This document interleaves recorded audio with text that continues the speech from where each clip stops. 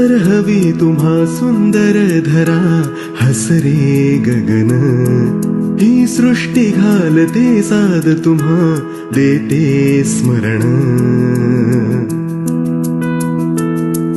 जर हवी तुम्हा सुंदर धरा हसरे गगन, ही सृष्टी घालते साद तुम्हा देते स्मरण. ही साद घालती झाडे कामध्ये थांबती वारे, हे पहा संपले पाणी मातीस दुखवले कोणी. ही जीवसृष्टी हा निसर्ग सुंदर मातीची पुण्याई, सांगती उद्याच्या पिढ्या म्हारे जपा जपा हिरवाई. थांबवू चला हे प्रदूषण लाभू दे जगा संजीवन, या करू जतन वातावरण रे चला जपू पर्यावरण. आपले पर्यावरण, आपले पर्यावरण, आपले पर्यावरण, आपले पर्यावरण. नमस्कार मंडळी, मी सुरभी वालावलकर ठोसर. पर्यावरण दक्षता मंडळ आणि एन्व्हायरो विज्युअल या संस्थांनी एकत्रितपणे सुरू केलेल्या ऑनलाईन खुली पर्यावरण शाळा या उपक्रमामध्ये तुम्हा सर्वांचं मनपूर्वक स्वागत करते. दर शुक्रवारी आपण एक वेगळा विषय घेऊन ऑनलाईन खुली पर्यावरण शाळेच्या माध्यमातून भेटत असतो. तर आपण दर एपिसोडमध्ये आपल्या संस्थेच्या एका प्रकल्पाविषयी देखील माहिती घेतो. तर आपल्या सर्वांना माहितच असेल की पर्यावरण दक्षता मंडळ ही संस्था गेले 25 वर्ष पर्यावरण शिक्षण, संवर्धन आणि जनजागृतीमध्ये कार्यरत आहे. ठाण्यामध्ये ही संस्था सुरू झाली, परंतु आता डोंबिवली, कल्याण, मुरबाड, टिटवाळा, मुंबई, नवी मुंबई यासारख्या सगळ्या एरियामध्ये देखील आपल्या संस्थेचं काम चालतं. दर एपिसोड प्रमाणेच आज आपण आणखीन एका प्रकल्पाविषयी जाणून घेणार आहोत. त्या प्रकल्पाचं नाव आहे आपलं पर्यावरण. आपलं पर्यावरण हे आपलं एक मॅगझिन आहे जे आता 21 वर्ष आपण चालवतो आणि यामध्ये आपण पर्यावरणातल्या वेगवेगळ्या विषयांवरती जे ऍक्च्युअल त्या विषयामध्ये काम करतात अशा व्यक्तींचे आर्टिकल्स, नंतर इंटरव्ह्यू हे आपण त्या मॅगझिनमध्ये इन्क्लूड करत असतो. तर त्या मॅगझिनच्या बद्दल एक छोटासा व्हिडिओ आहे, तो आपण आज आता पाहणार आहोत आणि त्यानंतर आपण आपल्या सेशनच्या पुढच्या भागाकडे वळणार आहोत.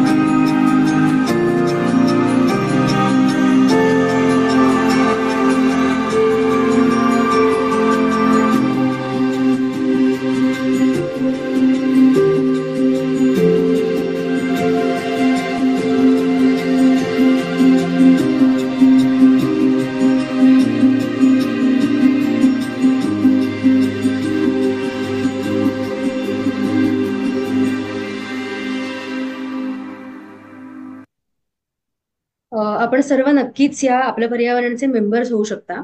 इथे दिलेल्या क्रमांकावरती तुम्ही संपर्क केलात तर नक्की आम्ही तुम्हाला डिटेल्स पाठवू आणि त्याच्यामुळे तुमच्या घरपोच तुम्हाला आपलं हे मॅगझिन रेग्युलर मिळेल.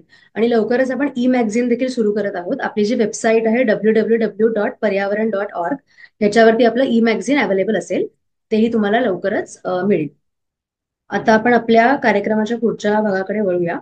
आजचं आपलं जे सत्र आहे ते 57वं सत्र आहे. गेले ऑलमोस्ट 1 वर्ष आपण या ऑनलाईन पर्यटनशाळेच्या माध्यमातून दर शुक्रवारी भेटत असतो. 9 फेब्रुवारी 2023ला आपण ही शाळा 2024ला आपण ही शाळा सुरू केली होती. तेव्हापासून आपण दर शुक्रवारी वेगवेगळ्या विषयांवरती भेटत असतो. तर आजचा आपला विषय अतिशय वेगळा आहे. ऍक्च्युली उद्या जागतिक जलदिन आहे, तर त्या निमित्ताने आपण आजचा हा विषय आज वेगळाच विषय आपण ठेवला आहे. त्या विषयाचं नाव आहे मुक्काम पोस्ट तलाव. हे ऍक्च्युली एका पुस्तकाचं नाव आहे आणि आपल्या भेटीला आज त्या पुस्तकाच्या लेखिका आपल्याला आलेल्या आहेत. त्या आपल्याशी आज या विषयाबद्दल डिस्कशन करणार आहेत. मी आपले जे आजचे स्पीकर आहेत, नूतन बांदेकर मॅडम, त्यांची तुम्हाला थोडक्यात परिचय करून देते. ठाणे महानगरपालिका शिक्षण विभाग येथे गेली 33 वर्ष वरिष्ठ शिक्षिका म्हणून त्या कार्यरत आहेत. त्यांचे 4 ललित लेखसंग्रह प्रकाशित झालेले आहेत. त्यानंतर अनेक दिवाळी अंकातून त्यांचं कविता, कथा, ललित, बालनाट्ये, पुस्तक परीक्षणे इत्यादी लेखन देखील प्रकाशित झालेले आहेत. दिवाळी अंकांसोबतच विविध वर्तमानपत्रातून देखील त्या रेग्युलर लिखाण करत असतात.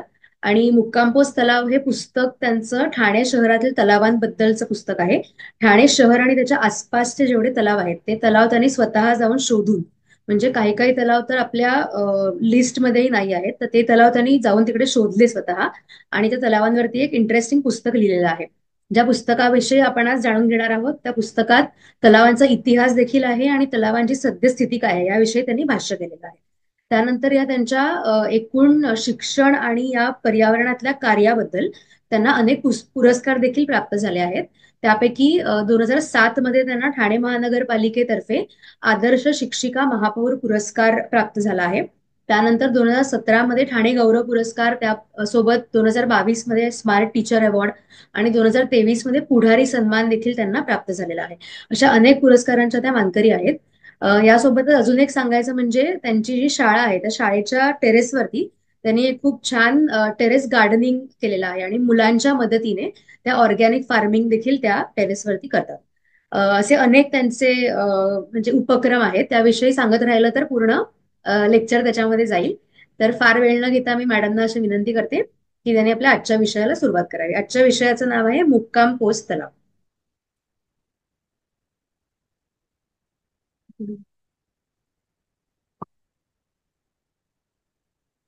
नमस्कार मंडळी. मी नूतन बांदेकर. आत्ताच सुरभीने माझी ओळख करून दिली आणि आजचा विषय मुक्काम पोस्ट तलाव याविषयी आपण इथे माहिती बघणार आहोत. अर्थातच ठाणे शहराची ओळख तलावांचं शहर असेल. त्यापूर्वी मी सगळ्यांना उद्या येणाऱ्या जलदिनाच्या मनापासून शुभेच्छा देते. आणि जल म्हणजेच जीवन, पाणी, आणि हे पाणी कसं जपावं, काय करावं याच्याविषयी पर्यावरण शाळा आणि हे पर्यावरण दक्षता मंडळ आपल्याला नेहमीच उद्बोधन करत असतं आणि त्याचाच एक भाग म्हणून आजचे हे सेशन आहे. अर्थातच आपण वळूयात आपल्या सेशनकडे. तर पहा, पर्यावरण दक्षता मंडळ आणि एन्व्हायरो विजिल आयोजित ऑनलाईन खुली पर्यावरण शाळा आणि यामध्ये उद्याच्या जलदिनानिमित्त आजचं व्याख्यान आयोजित केलेलं आहे. तर मुक्काम पोस्ट तलाव असा आजचा विषय आहे आणि ठाणे शहरातल्या तलावांविषयी त्यांचा इतिहास जाणून घेण्याविषयी आपण या ठिकाणी चर्चा करणार आहोत.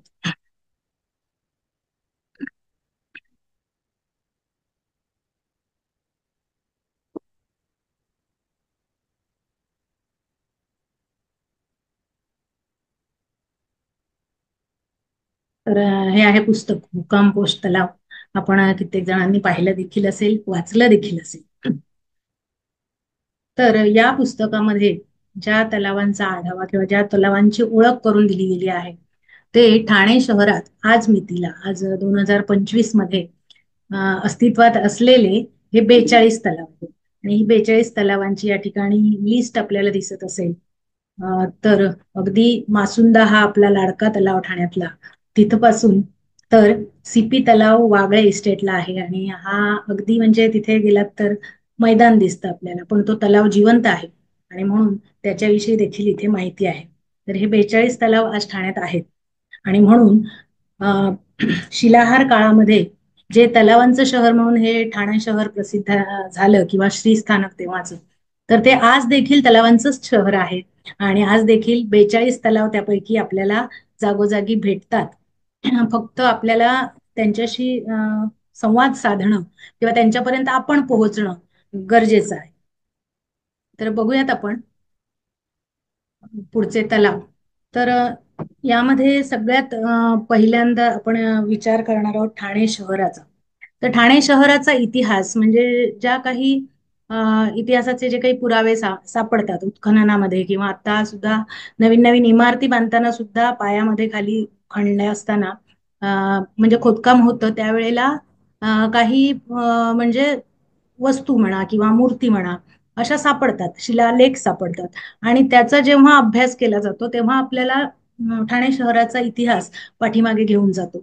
आणि हा इतिहास आज नीतीला म्हणजे आपल्या ठाण्याचे जे इतिहासाविषयी लिहिलेली पुस्तकं लिहिली गेलेली आहेत, म्हणजे श्रीस्थानक आहे शेजवळांचं पुस्तक, त्यानंतर टेटविलकर सर, त्यानंतर दाऊद सर यांनी लिहिलेली पुस्तकं आहेत आणि त्या काळातल्या ठाणे शहराची माहिती देणारी ही पुस्तकं आहेत.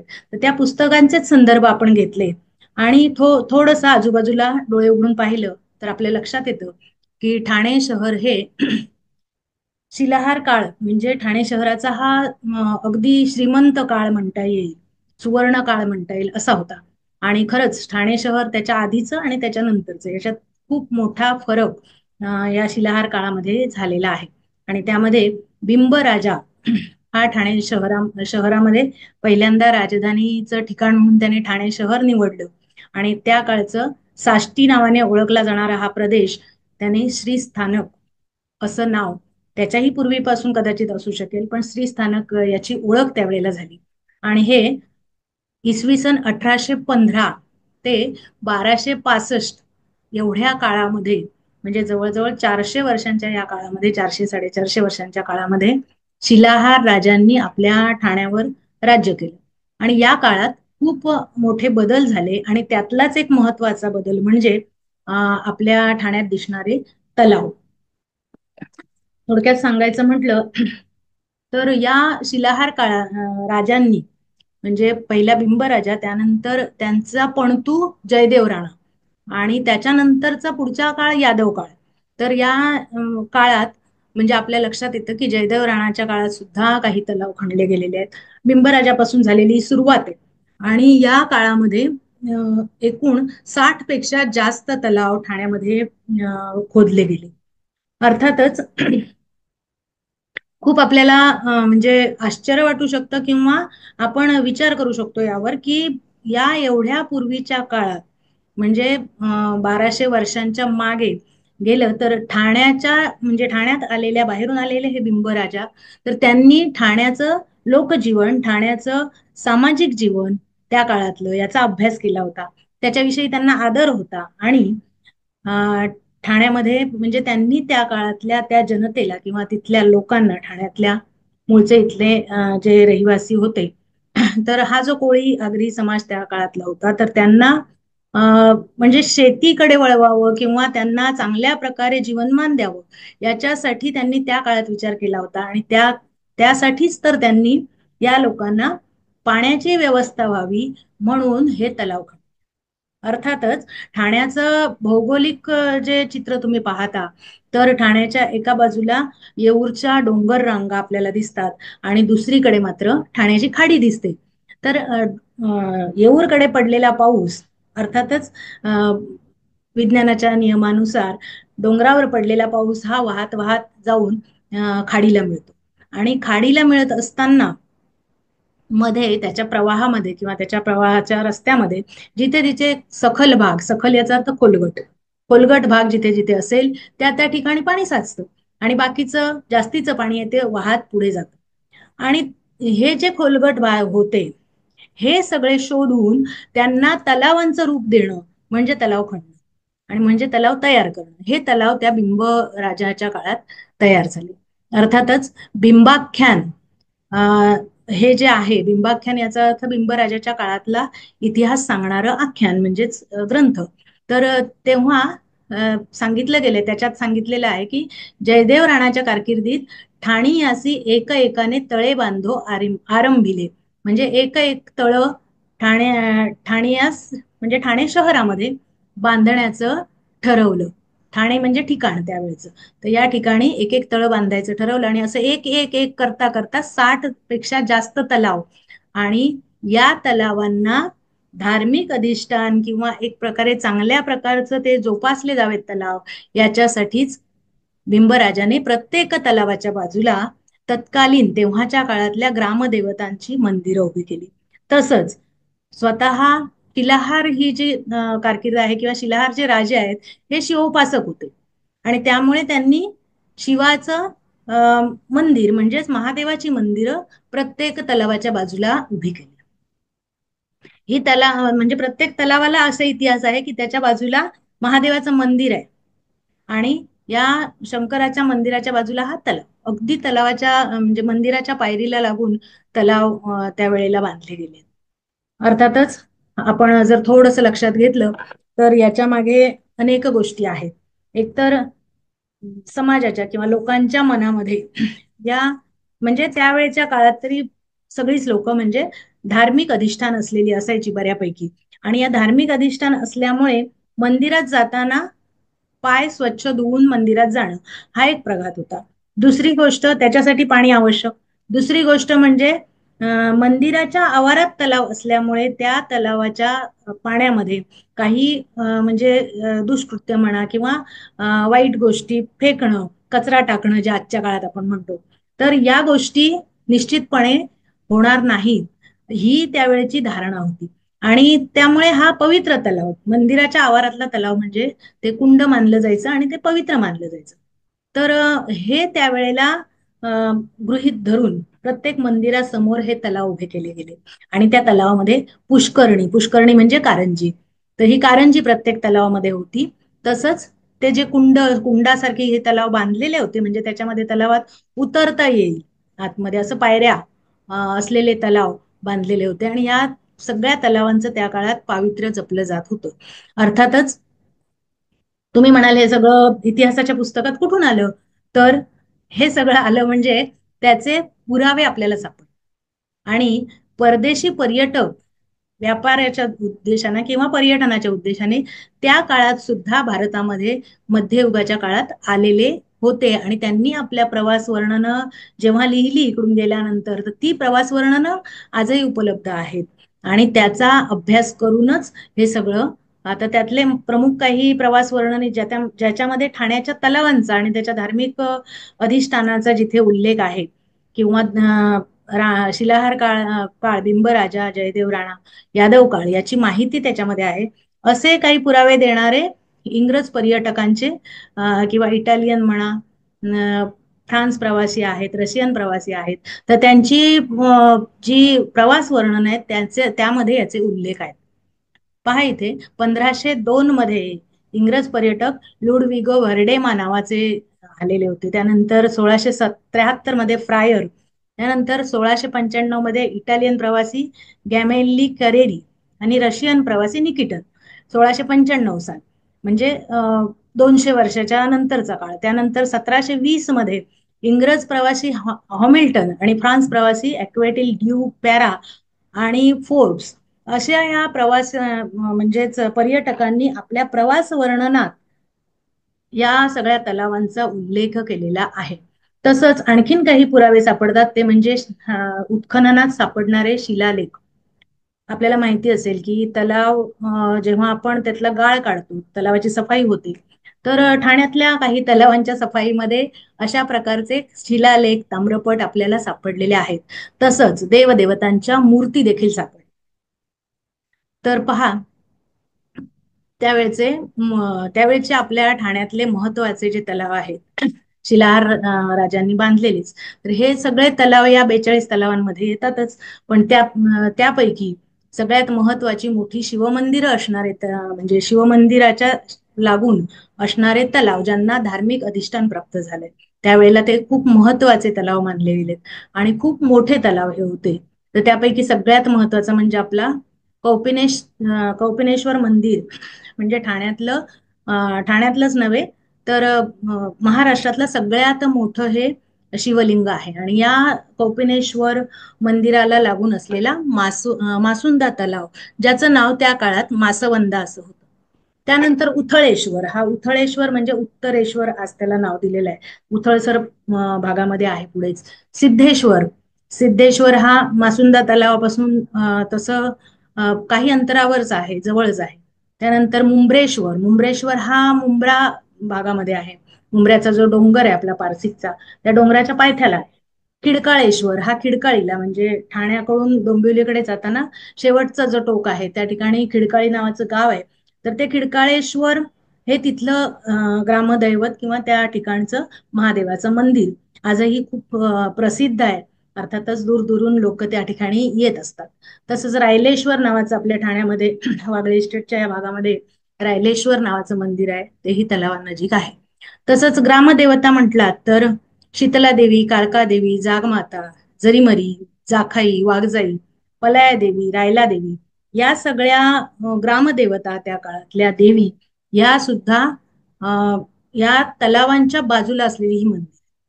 अर्थात एक प्रश्न आपल्याला मनात येतो की तलाव आधी झाला की देवीचं किंवा देवतेचं मंदिर आधी झालं.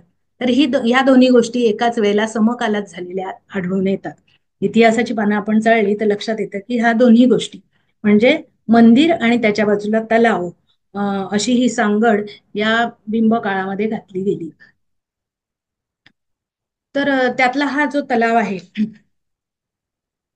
तर तो आहे 1880 ते 930, इसवी सन 1880 ते 930च्या दरम्यान बिंबराजाने हा तलाव खोदून घेतलेला आहे.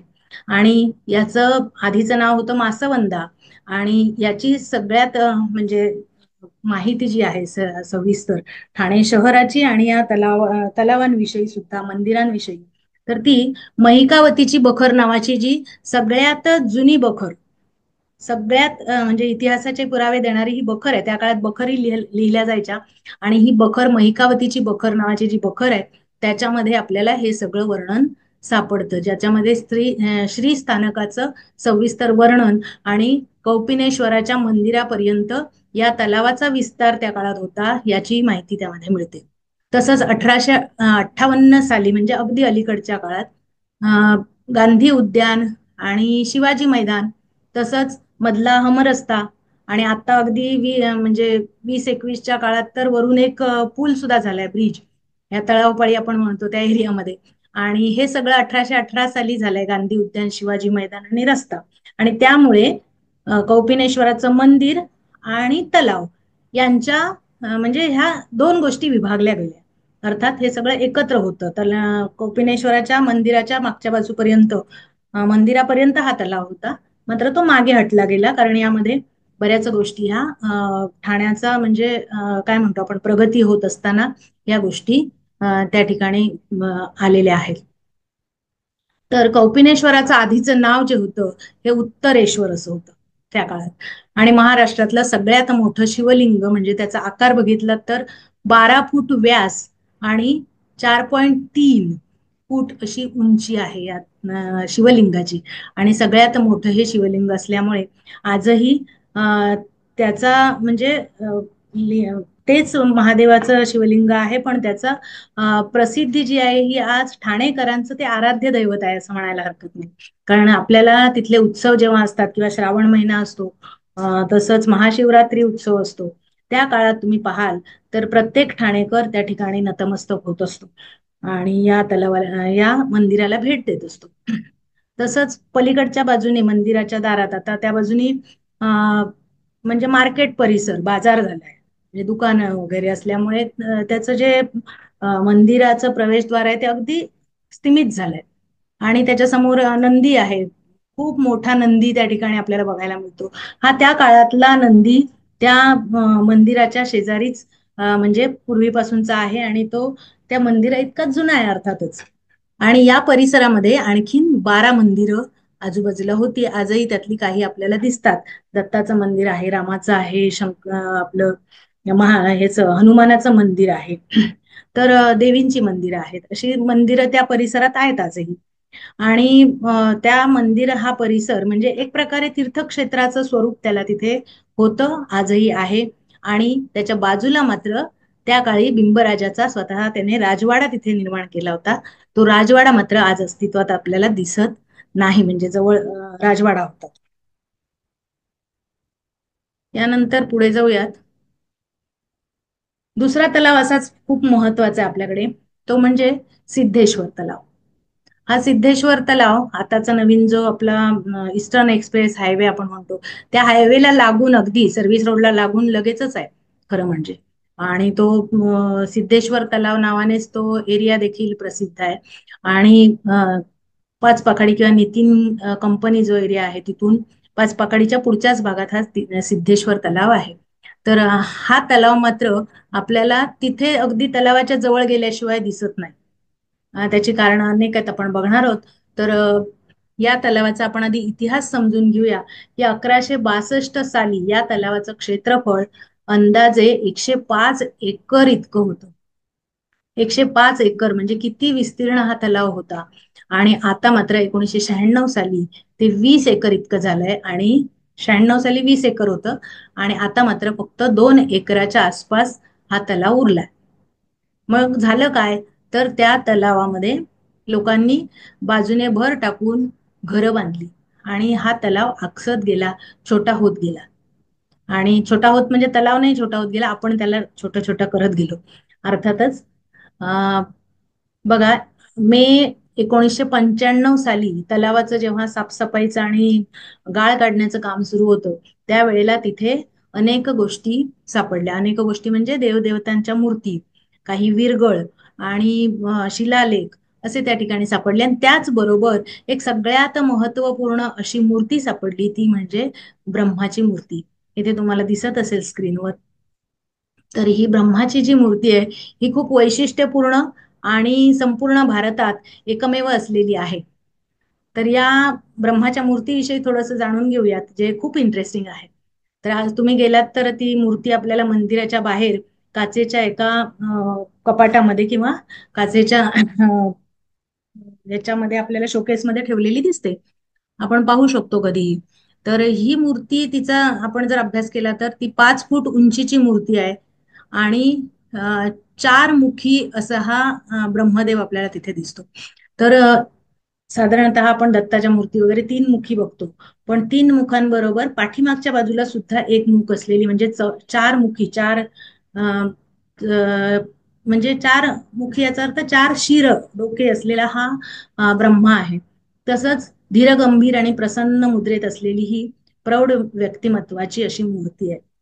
आणि हिचं वैशिष्ट्य आणखी एक असं आहे की ही मूर्ती साधा दगड, आपला काळा दगड नाही येतो, तर हिरव्या रंगाचा, हिरवट रंगाचा असा दगड आहे.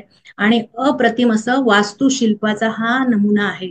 आणि ही या कोरीव काम किंवा ती मूर्ती जी शिल्प तयार केलेलं आहे, तर या शिल्पाला चालुक्य शैलीचा त्याच्यावर प्रभाव दिसतो. म्हणजे इतिहासात चालुक्य राजाच्या कालावधीतली जी चित्रशैली होती त्याचा थोडासा प्रभाव त्याच्यावर दिसतो. म्हणजे त्या काळात कदाचित ते असेल, काही आपण त्याच्याविषयी त्याचे उल्लेख तसे तिथे सापडत नाहीत आपल्याला, पण अभ्यास करता आपल्याला तसं दिसून येतं.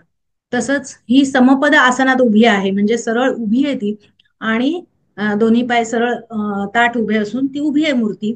आणि त्याच्या पायाजवळ दोन्ही बाजूला बघाल तर सरस्वती आणि गायत्री या ब्रह्माच्या पत्नी, दोन्ही पत्नी हंसावर स्थित असलेल्या आपल्याला दिसतात. हंसावर बसलेल्या किंवा हंस त्यांच्या पायाशी आहेत, म्हणजे हंसावर आरूढ असलेल्या ह्या मूर्ती आपल्याला दिसतात. तसंच या मूर्तीचं आणखी एक वैशिष्ट्य आहे की त्याचं प्रभामंडल, प्रभामंडल म्हणजे वरती असणारी त्याची मुकुटाच्याही वरती म्हणजे पाठीमागे असणारी कमान जी म्हणतो आपण, तर ते प्रभामंडल पहा. त्याच्यानंतर मकर बघा, तोरण, मकर तोरण म्हणजे मकराला असलेलं तोरण, हे सगळं त्याच्यात कोरीव काम आहे बरं का. आणि यज्ञोपवीत म्हणजे त्यांना यज्ञोपवीत याचा अर्थ जानवं ज्याला म्हणतो आपण, ते गळ्यात आपल्या घालतात. म्हणजे पुरुष वर्ग जेव्हा मुंज होते त्यावेळेला त्यांना जानवं घातलं जातं, तर हे जानवं सुद्धा या ब्रह्माच्या गळ्यात आहे, दिसतंय आपल्याला. बाजूबंद दिसतोय. त्याच्यानंतर अधोवस्त्र म्हणजे कमरेपासून खाली असलेली वस्त्र अतिशय अलंकारित असे दिसतात बघा. मेखला दिसतोय, मेखला नावाचं जे अलंकार असतो कमरेला घातला जातो. कमंडलू, त्यांच्या हातात कमंडलू आणि वेद हातामध्ये त्यांच्या दिसतात. म्हणजे हे सगळं इतकं बारकाईने कोरलेलं या मूर्तीमध्ये आहे की अशी मूर्ती दुसरी नाही. त्यामुळे हे जर आपल्या ठाणे शहरातल्या सिद्धेश्वर तलावामध्ये ही मूर्ती सापडली आहे, तर आपलं ठाणं किंवा आपण ठाणेकर किती भाग्यवान आहोत की त्यावेळेचा आपल्याला हा उत्तम कलेचा नमुना आपल्याकडे होता. म्हणजे आपण त्याचे आजचे वारसदार आहोत, खरं सांगायचं तर. इतिहास हा आपला इतका काय म्हणतो आपण, प्रभावी किंवा इतिहास इतका त्या काळचा म्हणजे महत्वाचा आहे. आणि आपल्याला त्याचा अभिमान आज आज देखील वाटतोय, वाटला पाहिजे. आणि आपण त्याकडे लक्षही दिलं पाहिजे. यानंतरचा एक तलाव आहे ठाण्यातला. तुम्ही कॅसल मिल वगैरे एरिया तुम्हाला माहिती असेल कदाचित, तर त्याच्या पुढे जाऊन गोकुळनगर भाग येतो. आणि ह्या गोकुळनगर मध्ये जरीमरी नावाचं एक मंदिर आहे, जरीमरी मातेचं मंदिर. ही स्थानिक देवता, जरीमरी माता ही तिथली स्थानिक देवता देवी. आणि आजही या देवतेचं म्हणजे त्या ठिकाणी चांगलं सुंदर असं मंदिर आहे. आणि तिथल्या लोकांची ही ग्रामदेवता आहे त्या काळातली. म्हणजे ठाण्यात जेवढ्या पाखाड्या पाखाड्या त्या काळात म्हटलं जायचं, म्हणजे जसं वाड्या म्हणतो आपण किंवा वस्त्या म्हणतो, तसं ठाण्यात अनेक पाखाड्या होत्या. आणि या सगळ्या पाखाड्यांमध्ये प्रत्येक पाखाडीत एक तलाव आणि एक मंदिर असं त्यावेळेला बिंबराजाने नियोजन केलेलं होतं. आणि तसंच या गोकुळनगर भागामध्ये सुद्धा जरीमरी मंदिर आहे. आणि या जरीमरी मंदिराच्या पायरीला लागून जरीमरी तलाव असं हे दृश्य त्या काळात होतं. तर आजही अनेक उत्सव त्या ठिकाणी, देवीचं गोंधळ, जागरण, होम हवन हे सगळं नियमितपणे होत असतं, उत्सव होत असतात. मात्र हरवला आहे तो जरीमरी तलाव. म्हणजे मंदिरापासून दिसतच नाही बाजूला. मात्र तिथे तुम्ही कुणालाही विचारला तिथे जरीमरी तलाव कुठे आहे, तर तुम्हाला सांगितलं जाईल, एका गल्लीकडे बोट दाखवलं जाईल आणि त्या गल्लीतून आत शिरलात की तुम्ही थेट तलावापर्यंत जाऊन पोहोचाल. तर सुंदर असा हा तलाव त्या काळी होता. आज मात्र त्याचं रूप थोडस वेगळं आहे, कारण तोही तलाव जसं सिद्धेश्वर तलाव आहे तसा तो आकर्षित झालाय, खूपच आकर्षून गेलेला आहे. आणि त्याला पूर्ण जाळी लावून म्हणजे संवर्धित केलेला आहे, थोडक्यात सांगायचं म्हणजे.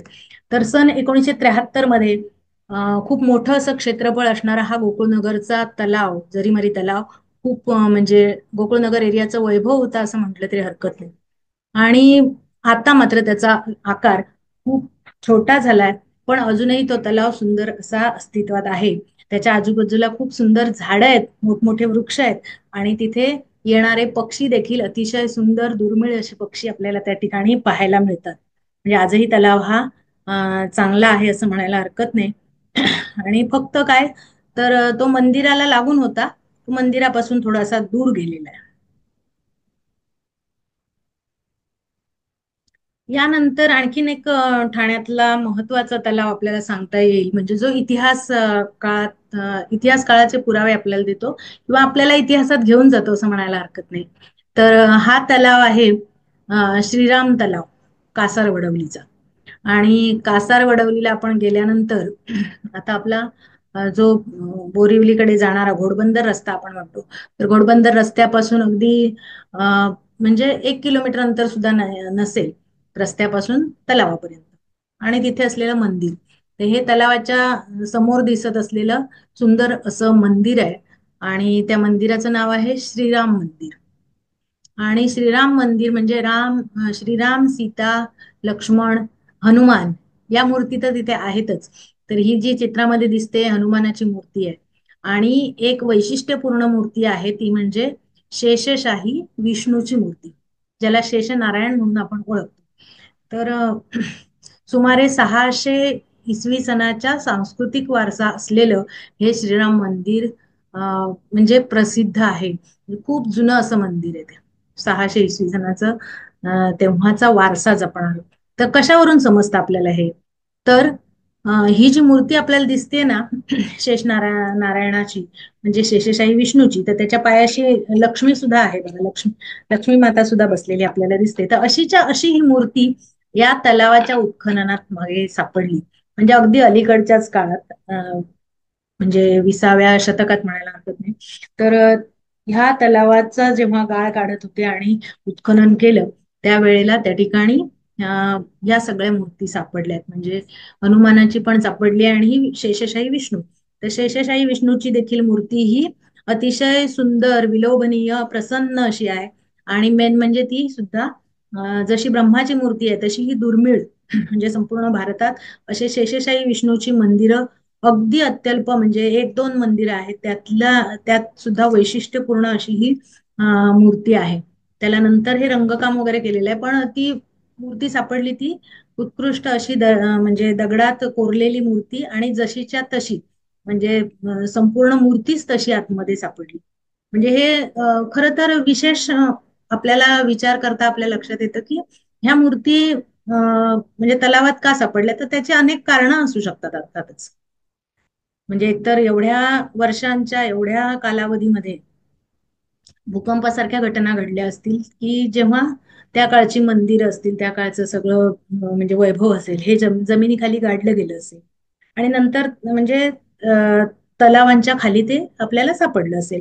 किंवा दुसरं असं म्हणता येईल, म्हणजे असेही आधार दिले जातात की नंतरच्या काळात परकीय राजवटीमध्ये किंवा परकीय आक्रमणं जेव्हा जेव्हा झाली या ठाण्यावर, त्यावेळेला या आक्रमणांच्या काळामध्ये आपल्या देवदेवतांच्या, हिंदू धर्मियांचे जी मंदिरं होती, तर या देवदेवतांची विटंबना करणं, म्हणजे त्यांचे अवयव तोडणं किंवा आणखीन काही वाईट गोष्टी करणं आणि उद्ध्वस्त करणं मंदिरं, हा जो उपक्रम सुरू होता परकीयांकडून, शत्रूकडून, तर त्याच्यावर उपाय म्हणून स्थानिक लोकांनी, हिंदू बांधवांनीच, आपल्याच लोकांनी आपल्या देवतांच्या अशी विटंबना होऊ नये, आपल्या देवदेवतांच्या मूर्तींना असं नुकसान होऊ नये किंवा त्याची विटंबना झालेली आपण पाहू शकणार नाही, असा विचार करून त्यांना सुरक्षित ठिकाणी हलवण्याच्या दृष्टीने त्या मंदिरातल्या मूर्ती उचलून त्या काळात त्यांचं विसर्जन त्या पाण्यामध्ये केलं, तलावांमध्ये. अशाही काही घटना आपल्याला म्हणजे त्या इतिहासामध्ये सापडतात, वाचायला बघायला सापडतात. आणि अशा प्रकारच्या जेव्हा मूर्ती असतील त्यावेळेला त्या मूर्ती तशाच्या तशाच अगदी सुखरूपपणे पाण्याच्या खाली होत्या, म्हणजे जमिनीच्या खाली. आणि त्या तलावात असल्यामुळे थोडस जरी म्हणजे तलावाचं उत्खनन काही फार केलेलं नाहीये, पण त्या मूर्ती तिथे लगेचच आपल्याला सापडल्या. याच्यानंतरचा एक आणखी एक तलाव आहे, मुंब्रेश्वर तलाव नावाचा. हा तलाव आहे मुंब्र्याला. मुंब्रा म्हणजे ठाणे, आताच ठाणे महापालिका किंवा क्षेत्र म्हणा, किंवा तेव्हाच हे श्रीस्थानक. तर या परिसरामध्ये, म्हणजे ठाण्याच्या परिसरामध्ये असलेली ही मंदिर आहेत. आणि हे मुंब्रेश्वर नावाचं मंदिर मुंब्रा या छोट्याशा गावामध्ये अगदी पारसिक डोंगराची जी रांग आहे, आपण बघतो पारसिकचा बोगदा, म्हणजे आपल्याला माहिती आहे ट्रेनने जाताना पारसिकचा बोगदा लागतो, तर ह्या बोगद्याच्या पलीकडे गेल्यानंतर मुंब्र्यात अगदी डोंगराच्या पायथ्याला, म्हणजे पाठीमागे डोंगर आहे सरळ, या मंदिरात हे जे दिसतंय ना तुम्हाला मुंब्रेश्वर गदा दिसतेय किंवा, तर त्या ठिकाणी त्याच्या पाठीमागे डोंगर येतो, म्हणजे इतका डोंगराच्या कुशीत हे मंदिर आहे. आणि हा तलाव आहे, मंदिराच्या दारात हा तलाव आहे. म्हणजे हे सुद्धा बघा, तलावाच्या काठावर असलेलं हिंदू धर्मियांचं आजही ते श्रद्धास्थान आहे. कारण आपल्याला माहिती असेल की आज इस्लाम धर्मीय म्हणजे बहुल असं हे मुंब्रा परिसर आहे. म्हणजे मुस्लिम वस्ती आता वाढली आहे तिकडे, पण पूर्वीच्या काळात हिंदू धर्मियांचंच गाव होतं ते. आणि आताही आहे, आताही आपले खूप हिंदू धर्मीय तिकडे राहतात. आणि त्या काळापासून आतापर्यंत त्यांनी हे मुंब्रेश्वर महादेवाचं मंदिर तसंच्या तसं जपलेलं आहे. आणि हे 350 वर्षापूर्वीचं मंदिर, म्हणजे आताचं पुनर्बांधणी, पण हे फार पूर्वीपासूनचं मंदिर आहे. आणि आता पुनर्बांधणी ही 350 वर्षापूर्वी झाली, आता सुद्धा त्याची डागडुजी झाली. तर तसं हे सुंदर असं मंदिर आहे. आणि अतिशय नितांत सुंदर, नितांत शांतता असलेलं हे मंदिर. आणि त्या मंदिराच्या पायथ्याशी असलेला हा तलाव, पायरीजवळ लागून असलेला.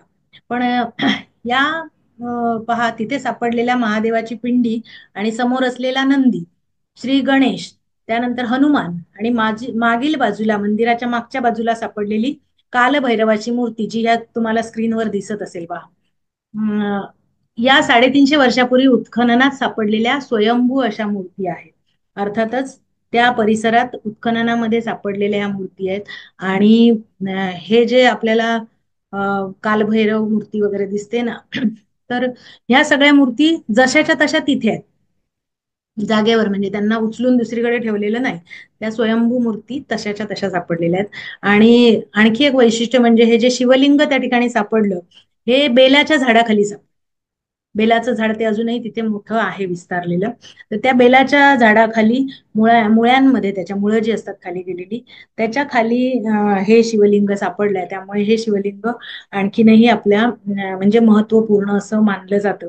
त्याला खूप मोठं धार्मिक महत्व त्या ठिकाणी प्राप्त झालेलं दिसतं. आणि त्यामुळे तिथे भारतातल्या कानाकोपऱ्यातून म्हणा, हिंदू धर्मीय गुरु असतील किंवा संत साधू असतील, तर हे साधू तिथे येऊन वास्तव्याला असतात. तिथे पारायण करतात. त्या ठिकाणी तिथे अनेक दिवस राहून या महादेवाची पूजा अर्चा किंवा सगळं म्हणजे जे काही आध्यात्मिक त्यांचे हे आहेत, तर त्याप्रमाणे ते सेवा करत असतात.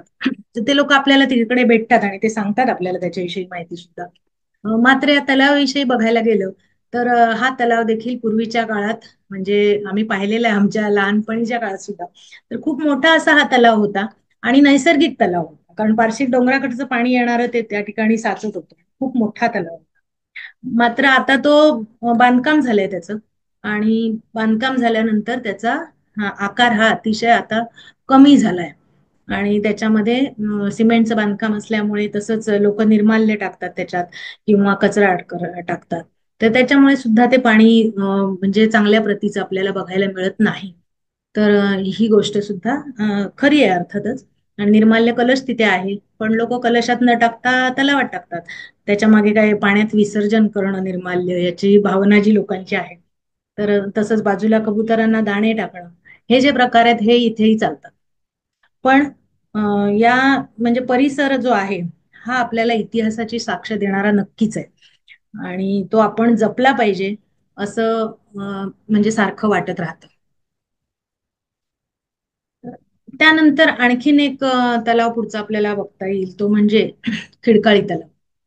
तर धार्मिक पर्यटन स्थळ म्हणून प्रसिद्ध तेव्हाही होता, आताही आहे. आणि याच्यात वैशिष्ट्य म्हणजे असं सांगितलं जातं की या तलावाच्या परिसरामध्ये अनेक छोटी छोटी मंदिर आहेत. दत्तात्रयाचं मंदिर आहे, हनुमानाचं आहे, देवीचं आहे. म्हणजे अशी छोटी मंदिर आहेत. त्यानंतर मठ आहेत. मठ ज्याला म्हणतो आपण, म्हणजे साधू संत जिथे राहतात, तर असे मठ सुद्धा आहेत आजूबाजूच्या भागामध्ये. आणि अतिशय निसर्गरम्य असा हा परिसर आहे. खूप वृक्षराजी त्या ठिकाणी आहे. आणि खूप मोठा तलाव आहे. विस्तार, त्या तलावाचा खूप मोठा विस्तार आहे. आणि त्याच्याविषयी एक कथा सांगितली जाते.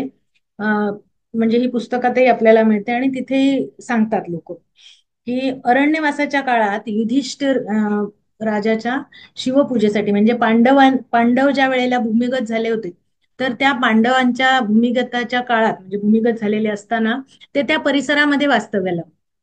आणि या परिसरात वास्तव्याला असताना दररोज पूजा करण्यासाठी जवळपास शिवमंदिर नव्हतं. आणि युधिष्ठिरांना, म्हणजे पांडवांचे थोरले बंधू, त्यांना दररोज शिवपूजा केल्याशिवाय म्हणजे त्यांचा दिवस उगवत नव्हता. तर त्यांनी आपल्या भावंडांना सांगितलं की इथे शिवमंदिर नाहीये, तर कसं काय होणार मग. तर त्यावेळेला एका रात्रीत त्यांनी हे मंदिर बांधले पांडवांनी, अशी कथा सांगितली जाते. मात्र ह्या हे जे मंदिर आहे हे हेमाडपंथी म्हणजे बांधकाम आहे त्याचं. हेमाडपंथी आपण त्याला म्हणतो. तर म्हणजे त्या प्रकारची ती रचना आहे मंदिराची. अतिशय सुंदर सुबक असं मंदिर आहे.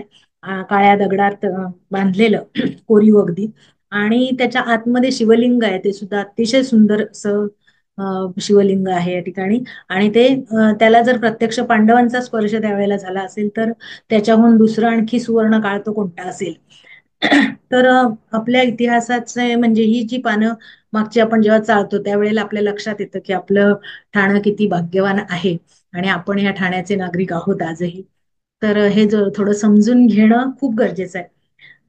आणि हे आत्ताचं जे मंदिर दिसतं ते त्याच्यानंतर म्हणजे त्याची डागडुजी पुनर्बांधणी पुन्हा पुन्हा झाल्यानंतर 17व्या शतकात बांधलेलं आजचं मंदिर आहे. तर आज देखील ते मंदिर 400-450 वर्षानंतर सुद्धा अतिशय सुंदर असं संवर्धित केलेलं जोपासलेलं आहे. तर त्याच्यामधल्या मूर्ती प्राचीन आहेत, शिवलिंग प्राचीन आहे आणि प्राचीन असल्याच्या खाणाखुणा तिथे आपल्याला सापडतात. तिथे गेल्यानंतर खूप प्रसन्न वातावरण आहे आणि मोठा असा तलाव असून तलावाच्या पलीकडे जाण्यासाठी मोठा पूल बांधला गेलेला आहे. त्याच्यावरून आपण पलीकडे जाऊ शकतो. तिकडे धार्मिक विधी होतात, म्हणजे जे काही मरणोत्तर कार्य आपण म्हणतो, तर ते सुद्धा विधी त्या ठिकाणी जलाशयाच्या बाजूला होतात. आणि हा खिडकाळी तलाव अतिशय विस्तीर्ण आज देखील आहे. आता त्याचं बांधकाम झालंय, पण तरी देखील दोन बाजूंनी बांधकाम झालंय आणि एक दोन बाजूंनी थोडासा भाग अजून नैसर्गिक आपल्याला दिसून येतो जसा आहे तसा. आणि म्हणजे खूप वृक्षराजी त्या ठिकाणी आहे आणि आजूबाजूचं गाव आता मात्र खिडकाळी, पूर्वीचं गाव त्या ठिकाणी राहिलेलं नाही, तर त्यालाच देखील शहरी रूप आता प्राप्त झालंय. उंच उंच इमारती आजूबाजूला झाल्यात आणि त्यामुळे खिडकाळी गाव न म्हणता खिडकाळी हा ठाणे शहराचाच भाग आहे, हे आपण लक्षात घेतलं पाहिजे.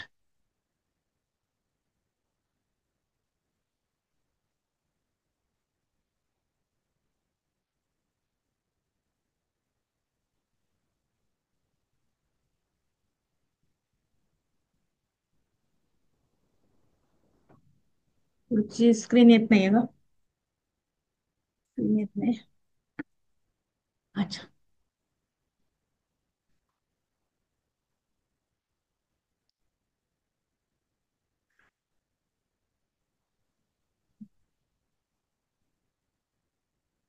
ठीक आहे.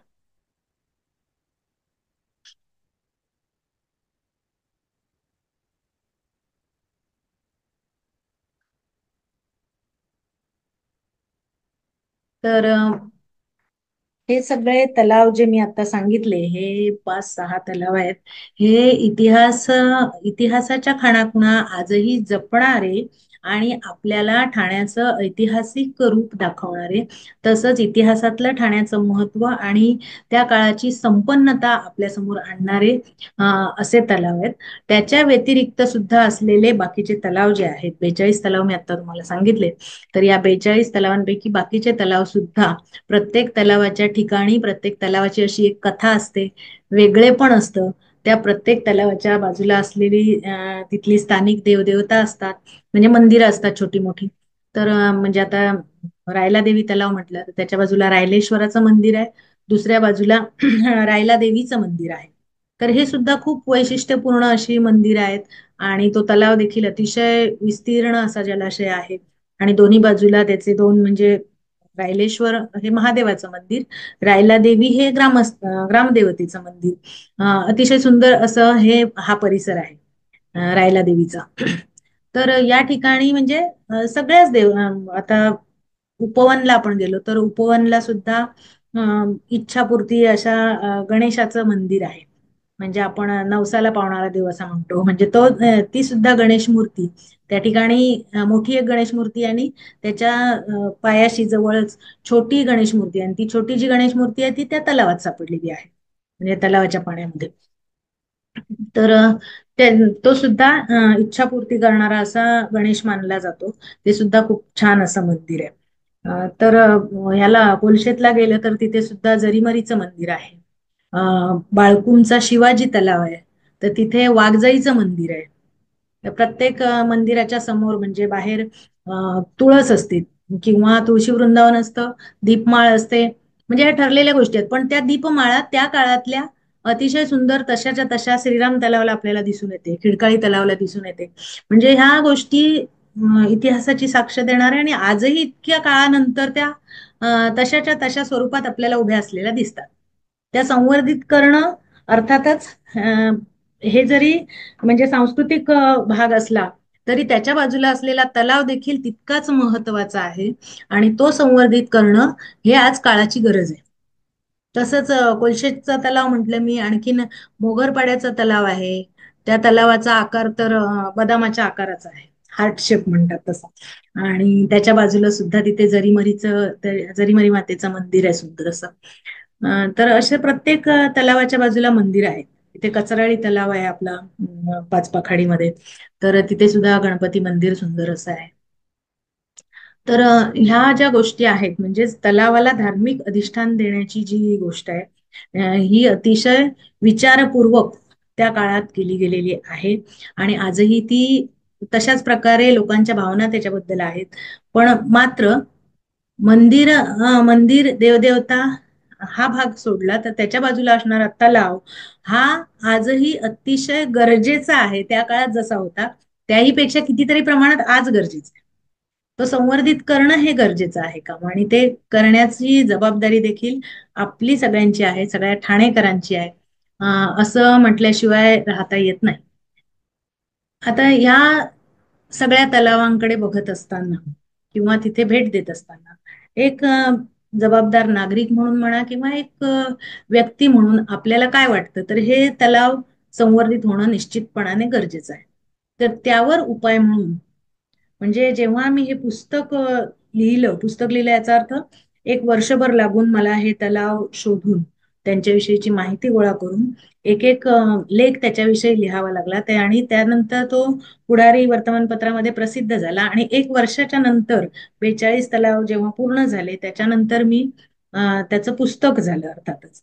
आणि त्याच्यानंतर पुढचा भाग म्हणून पर्यावरण दक्षता मंडळ आपले वालावलकर सर, सुरभी वालावलकर यांनी थोडस म्हणजे हा विषय हातात घेतला. हे खूप महत्वाची गोष्ट आहे. आणि त्यांनी काय केलं तर ठाणे महानगरपालिका आणि पर्यावरण दक्षता मंडळ या दोन्हींच्या संयुक्त विद्यमानं 15 ऑगस्ट 2023 रोजी एक तलाव संवर्धनाची मोहीम सुरू केली, आणि त्या मोहिमेचं नाव ठेवलं माझा तलाव. अर्थात माझा तलाव म्हणजे तुमचा, माझा, प्रत्येकाचा माझा तलाव. ज्याला ज्याला त्या तलावाविषयी आस्था आहे, ज्याला ज्याला ठाण्याविषयी आस्था आहे, ठाण्याविषयी आपुलकी आहे, तर त्या सगळ्यांचा तलाव.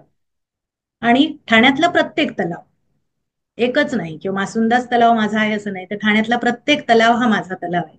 ही जी भावना असते तर ती जोपासणं गरजेचं आहे, आणि त्यातून निर्माण झालेली ही माझा तलाव अशी मोहीम आहे. तर माझा तलाव ही मोहीम काय करते काम, तर ठाणे शहरातले तलावांचं महत्व सर्वसामान्य लोकांना सांगते. आता मी जसं तुमच्याशी बोलतेय तसंच माझा तलावचे सगळे शिलेदार, सगळे आमचे सदस्य त्यामध्ये सामील झालेले आहेत, आणि हे सगळे सदस्य आपापल्या परीने लोकांना त्या त्या तलावाचं महत्व पटवून देतात. तसंच मुख्यतः तलावाचं महत्व पटवून देतात. तलाव म्हणजे काय, तलाव कशासाठी असावा, आणि तलाव जे आहेत ते कसे जपले पाहिजेत याविषयी माहिती देतात. तसंच म्हणजे जनजागृती एक प्रकारची. तलाव संवर्धनासाठी सर्वसामान्य लोकांमध्ये म्हणजे एक जनजागृती म्हणण्यापेक्षा त्यांच्यामध्ये एक भावना रुजावी की खरोखरच प्रत्येक तलाव हा ठाण्यातला आपला आहे, आणि त्या तलावाविषयी आपण काहीतरी देणं लागतो. जसं समाजाचं देणं लागतो म्हणतो आपण, तसं पर्यावरणाचं सुद्धा आपण देणं लागतो, आणि त्यासाठी यामध्ये लोकांनी सहभागी व्हावं हा उद्देश या माझा तलावचा आहे.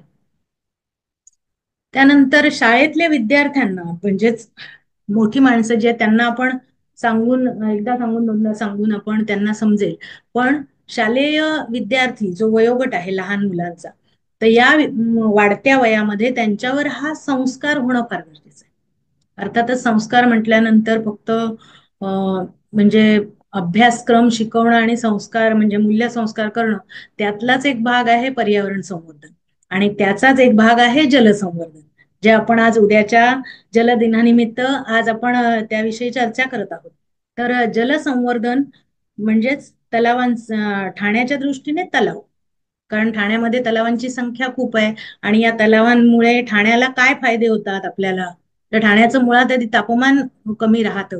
तर ह्या सगळ्याचं मार्गदर्शन शाळेतल्या विद्यार्थ्यांना प्रत्यक्ष शाळेत जाऊन एक ठराविक गट घेऊन, म्हणजे विद्यार्थ्यांचा एक गट, एक 8वीतील विद्यार्थी, 9वीतील विद्यार्थी, तर एक 14-15 वर्षाच्या या विद्यार्थ्यांना आपण याविषयी माहिती देतो. म्हणजे माझा तलावचे सदस्य प्रत्यक्ष शाळेत जाऊन भेट देतात त्या विद्यार्थ्यांशी, याविषयी त्यांना संपूर्ण सविस्तर माहिती देतात.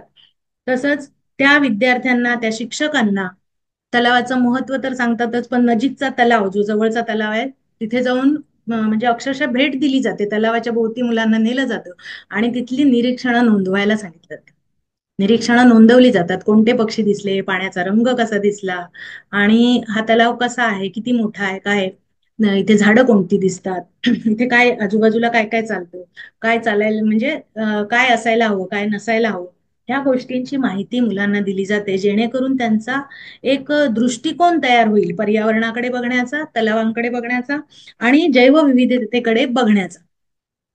तर जैवविविधता म्हटली की तलावाच्या परिसरात खूप वेगवेगळ्या प्रकारचे प्राणी, पक्षी, जलचर म्हणजे पाण्यात राहणारे, पाण्याच्या बाहेर राहणारे बरेच प्राणी, पक्षी, जीवजंतू आपल्याला दिसतात. तर याच्यापैकी आत्ताचा सगळ्यात मोठा प्रश्न म्हणजे तलावावर येणारे स्थलांतरित पक्षी, त्यांना सीगल्स वगैरे आपण म्हणतो. तर हे जे पक्षी बाहेरच्या देशातून आपल्याकडे येतात, तर त्यांना बघण्यासाठी लोक येतात, पाहण्यासाठी. आणि अतिशय सुंदर असं हे दृश्य असतं सगळं. पण काही लोकांना त्या पक्ष्यांना खाऊ घालायचं असतं, खाऊ पिऊ घालायचं असतं, म्हणजे पाहुणे आलेत म्हणून कदाचित असेल, तर खाऊ पिऊ घालायचं असतं आणि मग ते आपण जे खातो म्हणजे माणूस जे खातो तेच खाऊ त्याला घालतो. आणि असे अनेक लोक गैरसमजातून असेल, धार्मिक भावना असतील किंवा आणखी काही असू शकेल, पण लोकांना हा भयंकर म्हणजे एक छंद जडलेला आहे. आणि हे योग्य आहे का? तर ते पक्ष्यांच्या दृष्टीने, पर्यावरणाच्या दृष्टीने अजिबातच नाही. तर याचं कुठेतरी जनजागृती करणं आणि तलावाच्या संवर्धनाबरोबरच या पक्षी प्राणी ह्या ज्या जैवविविधतेच्या गोष्टी आहेत, या सगळ्यांचं संरक्षण करणं, संवर्धन करणं ही काळाची गरज आहे, ही आपली गरज आहे. लोकांना त्यातून बाहेर काढणं गरजेचं आहे. तसंच तलावाच्या परिसरात कचरा टाकणं किंवा खाऊच्या गाड्या उभ्या असतात, खाऊ घ्यायचा आणि म्हणजे जे उरलेलं प्लॅस्टिक आहे, कचरा आहे, हा कुठेतरी तलावाच्या पाण्यात टाकायचा, आजूबाजूला टाकायचा, हे जे प्रकार सुरू असतात, त्यामुळे अर्थातच तिथली स्वच्छता आणि पाण्याची क्वालिटी जी आहे, म्हणजे पाण्याचं जे पाणी स्वच्छ असायला हवं, तर ते राहू शकत नाही. आणि म्हणजेच जो तलाव संवर्धित व्हायचा, तर त्याच्याऐवजी उलट दिशेने हे सगळ्या गोष्टी घडत राहतात. तर या सगळ्याला थोडासा आळा बसावा यासाठी माझा तलाव या मोहिमेचे सगळे शिलेदार आमचे लोकांना नेहमीच याचं महत्व पटवून देत असतात इथे जाऊन.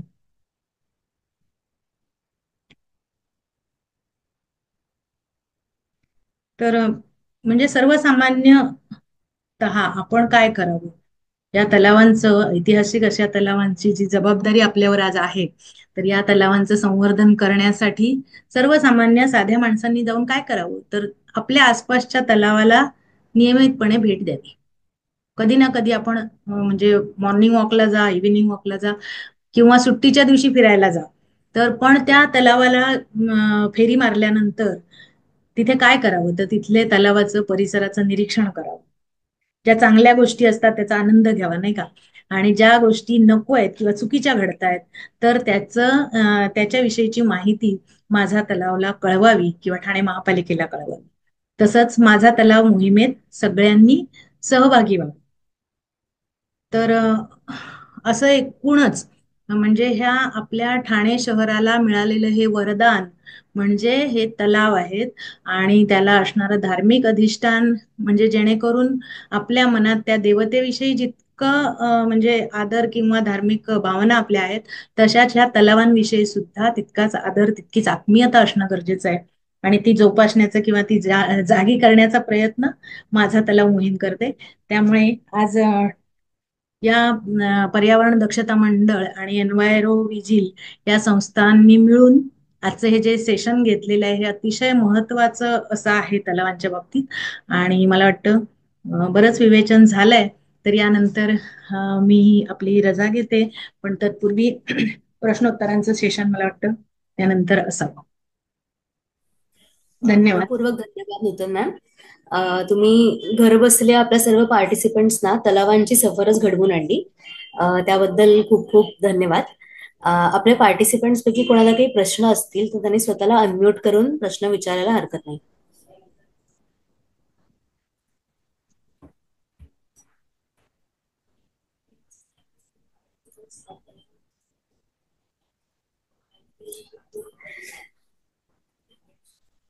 ओके सर, सो जर कोणाला काही प्रश्न नसतील तर आपला जो ऑनलाईन पर्यावरण शाळेचा व्हॉट्सअप ग्रुप आहे त्यावरती नूतन मॅडम आहेत. तुम्हाला नंतर काही प्रश्न असेल तर तुम्ही त्या ग्रुपवरती नक्की ते विचारू शकता. आत्ता आपण एक अतिशय छान तलावाबद्दलचं सेशन आता आपण ऐकलं. आता आपण काही अनाउन्समेंट्स आहेत आपल्या पर्यावरण दक्षता मंडळाच्या, त्याकडे वळूया.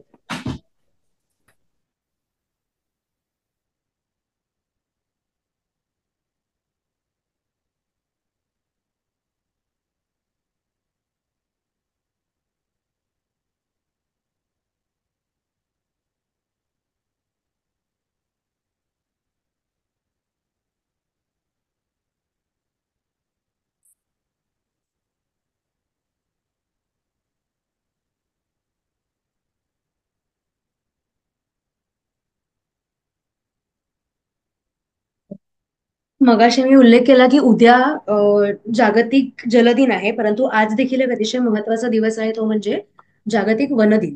तर त्याविषयी आपण थोडक्यात जाणून घेऊया. जागतिक वन दिनाची दरवर्षीची एक थीम असते, तशी 2025 ची थीम आहे फॉरेस्ट आणि फूड. म्हणजे यामध्ये जंगलापासून जे आपल्याला आपण बऱ्याच प्रमाणामध्ये जंगलावरती अवलंबून असतो सर्व प्रकारचं फूड मिळवण्याच्या साठी. तर याचंच इम्पॉर्टन्स सर्वांना कळावं यासाठी ही जी थीम आहे ती यावेळची ठेवलेली आहे, फॉरेस्ट आणि फूड्स.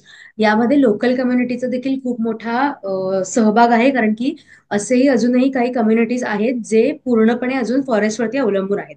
तर त्यांचा देखील या फॉरेस्ट कन्झर्वेशन मध्ये खूप मोठा सहभाग असतो.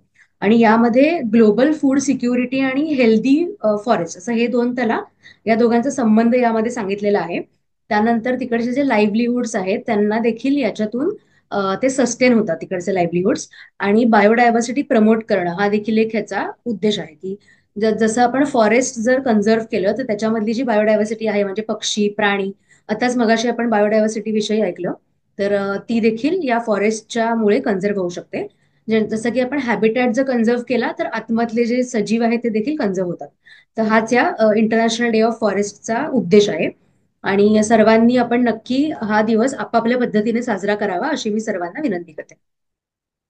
त्यानंतर दुसरा जो दिवस आहे उद्याचा, तो आहे जागतिक जल दिन. तर त्याची देखील यावर्षीची थीम आहे ग्लेशियर प्रिझर्वेशन. यामध्ये सस्टेनेबल डेव्हलपमेंट गोल्स जर तुम्ही ऐकले असतील तर त्यातला एक आहे तो वॉटर आणि सॅनिटेशन फॉर ऑल असा एक सस्टेनेबल डेव्हलपमेंट गोल आहे. तर त्याच्याच दृष्टिकोनातून हा दिवस खूप महत्वाचा आहे. त्याची थीम आहे ग्लेशियर प्रिझर्वेशन. आणि ग्लेशियर जर आपण पाहिलं म्हणजे हिमनग, तर ही जी एक इकोसिस्टीम आहे त्यांचा देखील अतिशय महत्वाचा रोल आहे. जवळजवळ 2 बिलियन लोकसंख्येला ग्लेशियर, नंतर जे माउंटन मधून जे पाणी येतं किंवा जे ग्लेशियरमध्ये साठवलेलं पाणी असतं ते पाणी या जवळजवळ 2 बिलियन लोकसंख्या ही त्या पाण्यावरती अवलंबून आहे. त्यामुळे ग्लेशियर हे देखील अतिशय महत्वाची इकोसिस्टीम आहे, हॅबिटॅट आहे. जसं की फॉरेस्ट आहे, ग्रासलँड आहे, वेटलँड आहे, तसं ग्लेशियर देखील खूप महत्वाचं आहे आणि त्याचं देखील कन्झर्वेशन हे व्हायला पाहिजे. तर हेच हा जो म्हणजे या वर्षीची जी थीम आहे म्हणजे वर्ल्ड वॉटर डेची, ती ग्लेशियर प्रिझर्वेशन आहे. आणि त्याच्यातून ग्लेशियरचं कन्झर्वेशन जास्तीत जास्त प्रमाणामध्ये होणं हे आवश्यक आहे, हे याच्यातून संदेश आपल्याला मिळतो. वॉटर डेच्या निमित्ताने आताच आपण तलावांविषयी ऐकलं, तर वॉटर डेच्या निमित्ताने माझा तलावच्या अंतर्गत आपण उद्या एक रॅली आणि पथनाट्याचं आयोजन केलं आहे. यामध्ये आपणा सगळ्यांना माहित असेल की 4 जानेवारीला आपण एक कॉन्फरन्स केली होती ठाण्यातल्या तलावांवरती. तर या कॉन्फरन्समध्येच डॉक्टर बेडेकर विद्या मंदिर जे आहे ठाण्यातलं, त्या शाळेच्या मुलांनी एक पथनाट्य सादर केलं होतं. तर ते पथनाट्य आता हे मुलं जनजागृतीसाठी तलावावर जाऊन सादर करणार आहेत. तर हा कार्यक्रम आपण उद्या शनिवार सकाळी 7:30 वाजता आपण हा कार्यक्रम आयोजित केला आहे. तर बेडेकर शाळेपासून आपली रॅली निघेल मुलांची, जी मासुंदा तलावापर्यंत जाईल. तिकडे एका ठिकाणी पथनाट्य असेल आणि मग दुसऱ्या बाजूला देखील आपण पथनाट्य पुन्हा सादर करणार आहोत. तर यामध्ये मुलांच्या माध्यमातून वॉटर कन्झर्वेशनचा संदेश आपल्याला दिला जाईल. तर या कार्यक्रमाला तुम्ही सर्वांनी उपस्थित राहावं अशी विनंती आहे. त्यानंतर पुढचा जो कार्यक्रम आहे जो उद्याच आहे, परंतु तो डोंबिवलीमध्ये होणार आहे. डोंबिवलीकरांनी नक्की या कार्यक्रमाला उपस्थित राहावं. यामध्ये आपण जलदिंडी काढणार आहोत, जी गणेश मंदिर डोंबिवली येथे त्या जलदिंडीचा समारोप होणार आहे. तर सर्वांनी नक्की या जलदिंडीसाठी देखील उपस्थित राहावं. हे दोन्ही पोस्टर्स मी आपल्या ग्रुपवरती शेअर करेन, जेणेकरून तुम्हाला खाली दिलेल्या क्रमांकावरती संपर्क साधता येईल. तिसरी जी आपली ऍक्टिव्हिटी आहे ती 23 तारखेला म्हणजे रविवारी होणार आहे. ती फॉरेस्ट डेच्या निमित्ताने आपण करणार आहोत. म्हणजे फॉरेस्ट डे आणि वॉटर डे दोघांच्या निमित्ताने आपण एक ऍक्टिव्हिटी करणार आहोत. तिचा उद्देश असा आहे की आपण देवराई ह्या प्रकल्पाबद्दल आपण सर्वांनी ऐकलं असेल, जे पर्यावरण दक्षता मंडळाने टिटवाळ्यामध्ये 19.19 हेक्टर जागेवरती एक जंगल वाढवलं आहे. तर ते जंगल बघायला आपण जाणार आहोत 23 मार्चला, म्हणजे रविवारी. आणि ह्याच्यामध्ये आपण बाजूलाच काळू नदी वाहते, जंगलाच्या बाजूने छान सुंदर काळू नदीचं पात्र आहे. तर तिथे बसून आपण स्केचिंग देखील करणार आहोत, आणि मग नंतर आपण फॉरेस्ट मधलं जे इकोसिस्टम आहे, फॉरेस्ट मधली बायोडायव्हर्सिटी आहे, ते आपण त्या निमित्ताने तिथे जाऊन पाहणार आहोत. तर या कार्यक्रमाला देखील तुम्ही सर्वांनी उपस्थित राहावं अशी मी तुम्हाला विनंती करते. असे हे आपले 3 उपक्रम, म्हणजे उद्या 2 उपक्रम आणि परवा 23 तारखेला एक उपक्रम, असं आपल्या संस्थेतर्फे घेण्यात येणार आहे. आणि पुढच्या शुक्रवारी पुन्हा आपण एक नवीन विषय घेऊन ऑनलाईन खुली पर्यावरण शाळेमध्ये भेटणार आहोत. तोपर्यंत सर्वांना खूप खूप धन्यवाद की तुम्ही आजचं सेशन अटेंड केलं. आणि आजचे आपले स्पीकर आहेत त्यांचे देखील मनपूर्वक आभार की त्यांनी आपल्याला अतिशय छान पद्धतीने ठाण्यातील तलावांची सफर घडवून आणली. तर नक्की जे इंटरेस्टेड आहेत ते आपण उद्या सकाळी मासुंदावरती भेटूया 7:30 वाजता. आणि अदरवाईज आपण पुढच्या शुक्रवारी ऑनलाईन भेटूया झूमवरती आणि युट्यूबवरती. धन्यवाद.